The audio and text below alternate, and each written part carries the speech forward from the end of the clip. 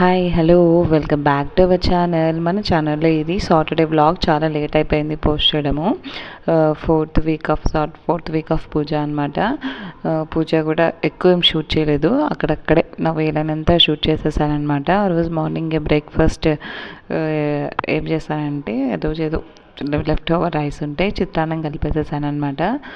నా style of చిత్రాన్నం recipe ఒకసారి చూసేసేయండి. కొంచెం మంచిగా ఆయిల్ వేసేసుకొని అందులో మంచిగా పోపు దినుసులు, శనక్కాయ పప్పులు, అలాగే శనగపప్పు కూడా వేసేసి మంచిగా ఫ్రై చేసేయండి. పచ్చిమిర్చి కూడా వేసేసి మంచిగా ఫ్రై చేసేయండి. కొంచెం సాల్ట్, కొంచెం పసుపు కూడా యాడ్ చేసేసి అన్నీ మంచిగా కలిపేసేసుకోండి. అందులోపల మనం అన్నం అంతా తీసేసుకొని మంచి పొడిగా చేసి పెట్టేసుకోండి. అందులోనే ఒక 2 లెమన్స్ మంచిగా స్క్వీజ్ చేసేసుకోండి. పిండి వేసేసుకొని మొత్తం కలిపేసి పెట్టేసేసుకోండి. తర్వాత ఫ్రై చేసేసుకుంటాం కదా, అది కూడా ఇందులో కలిపేసేయండి. ఆనియన్ ఎక్కువ ఫ్రై చేయనే అవసరం లేదు. ఇష్టం ఉన్న వాళ్ళు ఇక్కడ ఆనియన్ వేసుకోవచ్చు, లేకపోతే ఏం అవసరం లేదనమాట. అలా మంచిగా అంతా ఫ్రై అయిన తర్వాత మన రైస్లో కలిపేసేసుకుంటే మన సింపుల్ చిత్రాన్నం రెసిపీ రెడీ అయిపోతుంది. ఒకసారి మీరు కూడా ట్రై చేయండి ఇలా సింపుల్ స్టైల్లో, చాలా బాగుంటుంది అనమాట.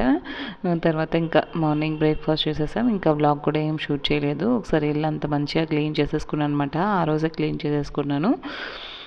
తర్వాత ఇంకా డైరెక్ట్ పూజకి వెళ్ళిపోదాము. పూజ కూడా ఎక్కువ షూట్ చేయలేదు వీడియో, అక్కడక్కడ బిట్స్ మాత్రం ఇంకా షూట్ చేసేసాను. మీకు అంతా ఫుల్గా డీటెయిల్గా కావాలంటే ఆల్రెడీ మన ఛానల్లో ఒక వీడియో ఉంది, నా సాటర్డే రొటీన్, అందులో మీరు చూసేసుకోవచ్చు.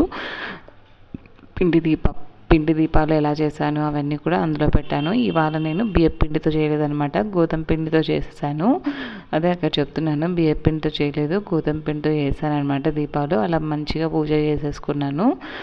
పూజ అంతా ప్రశాంతంగా పూజ చేసేసుకున్నాను అనమాట. ఎందుకో ఆ పూజ చేసుకుంటే ఆ రోజు మనసు అంతా చాలా ప్రశాంతంగా ఉంటుంది. దేవుడికి అన్ని పూలు పెట్టేసి తులసాకు పెట్టేసి మంచిగా పూజ చేసేసుకున్నాను. మ్యూజిక్ యాడ్ చేస్తాను, చూసేయండి.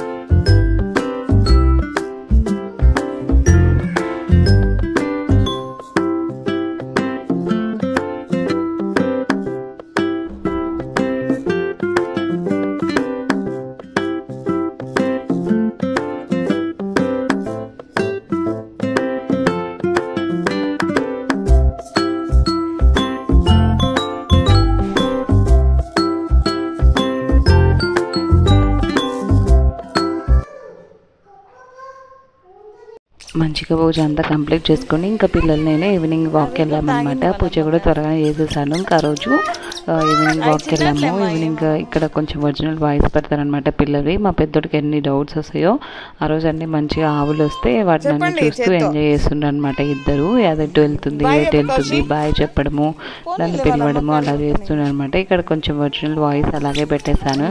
చూడండి మా చిన్నోడు అయితే పరిగెత్తున్నాడు అనమాట. అది కొంచెం అలా ఉంది కదా, జారేలాగా ఉంది కదా, అది దాన్ని ఎక్కడము దిగడము, ఆవులను చూడడము, పిలిచడము, అలా ఇద్దరు కోసం టైం స్పెండ్ చేశారనమాట. నా బ్లాగ్లో ఈవినింగ్ రొటీన్ మాత్రం ఇలాగే ఉంటుంది. పిల్లలతోనే నేను టైం స్పెండ్ చేస్తాను అనమాట. ఎన్ని వర్క్స్ ఉన్నా కూడా ఈవినింగ్ టైం వాళ్ళకి ఇచ్చేస్తాను. అలా బయట మంచి ఎన్విరాన్మెంట్లో తిరిగితే వాళ్ళకి కూడా ఫ్రెష్ ఎయిర్ వస్తుంది అనమాట. ఆ రోజు మంచిగా ఆవులన్నీ వచ్చేస్తే అన్నీ ఆ ఆవుల చుట్టూ ఉరుకుతుంటారు అనమాట. ఇక్కడ వాడు కౌశిక్ గారు ఉరుకుతుంటే ఇక్కడ వాళ్ళన్నా స్టాప్ చేస్తున్నారు అనమాట. పాప పోవా అనేసి అలా మంచిగా వాళ్ళతో టైం స్పెండ్ చేశాను అనమాట. ఒక 1 అవర్ పాటు బయట ఉన్నాము. ఒక 1 అవర్ 6 to 7 కానీ 6 to 7:30 కానీ అట్లా 1 అవర్ వాళ్ళతోనే టైం స్పెండ్ చేసేస్తాను అనమాట. అలా మంచిగా పడతారు కింద.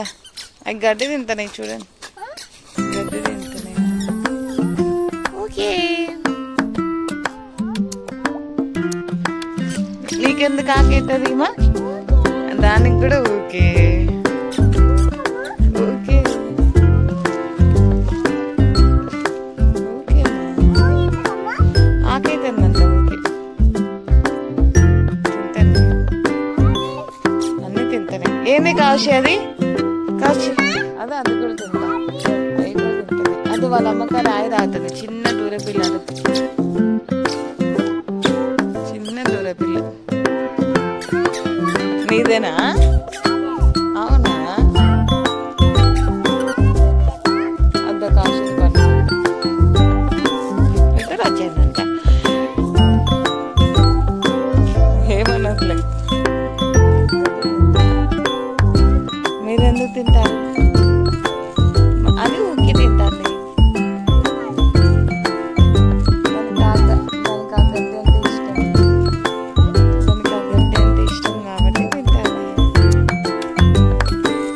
ఇది వచ్చేసి నెక్స్ట్ డే వ్లాగ్ అనమాట. నెక్స్ట్ డే ఒక చిన్న సింపుల్ హెల్దీ రెసిపీ చూపిస్తాను మీకు. ఇక్కడ నేను వచ్చేసి మునగాకు ఫ్రై రెసిపీ చూపిస్తున్నాను చాలా సింపుల్ వేలో. ముందు రోజు మనం నైట్ మునగాకు తెచ్చుకుంటాం కదా, ఆ రోజు నైట్ వచ్చేసి ఇలా మంచిగా ఒక చున్నీలో కట్టేసి పెట్టేసుకోండి మునగాకునంతా. అలా అంతా మంచిగా మనం రాలిపితే అదంతా మంచిగా మనకి చున్నీలో పడిపోతుంది అనమాట. అలా మంచిగా అంతా చున్నీలో పడిపోయినాక అట్లా ఆకంతా తీసేసుకొని ఏమన్నా చిన్న చిన్న పుల్లలు అలా ఏమన్నా ఉంటే మంచిగా ఏరుకుంటే సరిపోతుంది అనమాట. అలా చుట్టేసి పెట్టేసుకోండి నైట్ అంతా. అలా ఓని అట్లా మనం కిందకేసి అలా నేల కన్నా కూడా మొత్తం అంతా రాలిపోతుంది అనమాట.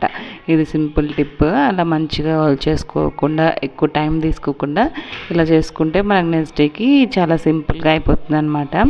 అలా మంచిగా చేసేసుకున్న తర్వాత సైడ్ తీసేసి పెట్టుకోండి. మునగాకు అంటేనే చాలా హెల్త్ బెనిఫిట్స్ ఉంటాయి కదా, పిల్లలకి ఈ వయసు నుంచి వాళ్ళకి అలవాటు చేస్తే పెద్ద అయినాక కొంచెం తిన్నీకి ఇష్టపడతారనమాట. అలా మునగాకు నేను కొన్ని కందిపప్పు యూజ్ చేసేసి ఫ్రై చేస్తున్నాను అనమాట. ఆల్రెడీ షార్ట్ వీడియో పోస్ట్ చేస్తాను, రెసిపీ ఏం చూపలేదు కాబట్టి ఇందులో రెసిపీ డీటెయిల్గా పోస్ట్ చేస్తున్నాను అనమాట. మునగాకుని మంచిగా క్లీన్ చేసేసుకొని ఒక 2-3 టైమ్స్ మంచిగా క్లీన్ చేసేసుకోవాలన్నమాట. మంచిగా క్లీన్ చేసిన మునగాకుని ప్రెషర్ కుక్కర్ యూజ్ చేస్తున్నాను.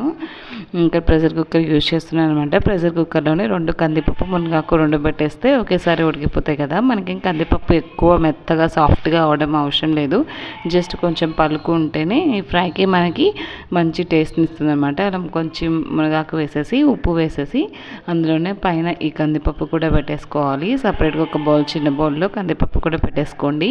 మునగాకుతో పాటు ఈ కందిపప్పు కూడా మనకి ఉడికిపోతుంది అనమాట. ఒక 3 విజిల్స్ ఏమో పెట్టేశాను.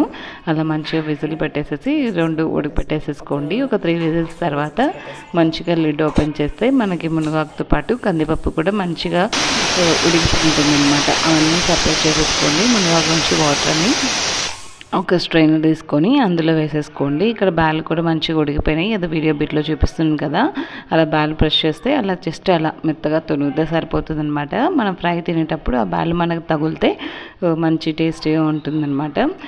అందుకని వాటర్ అన్నీ సపరేట్ చేసేసుకోండి. మునగాకు మంచిగా చల్లారిన తర్వాత ఆ మునగాకులో వాటర్ అన్నీ ఉంటాయి కదా, అలా మంచిగా ఇట్లా పిండేసుకోండి. ఆకు మొత్తం కంప్లీట్గా చల్లగా అయిన తర్వాత పిండేసుకోండి. ఎందుకంటే అది ఆకు ఎక్కువ కాలుతూ ఉంటుంది అనమాట. కొంచెం ఒక 5 మినిట్స్ అట్లా వదిలేసేసి మంచిగా ఇట్లా పిండేసుకుంటే సరిపోతుంది అనమాట. అలా మంచిగా పిండేసేసుకోవాలి.